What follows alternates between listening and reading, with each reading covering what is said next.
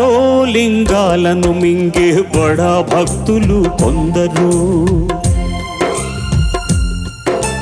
ముసుగులో మోసాలు చేసే మహావ్యక్తులు కొందరు, ఆకలి తీరక నేరం చేసే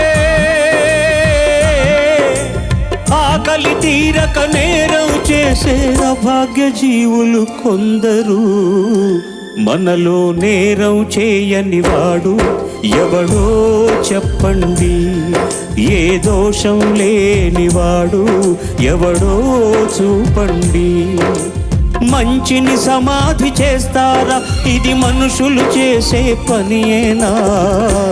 మనలో పాపం చేయని వాడు ఎవడో చెప్పండి, ఏ దోషం లేనివాడు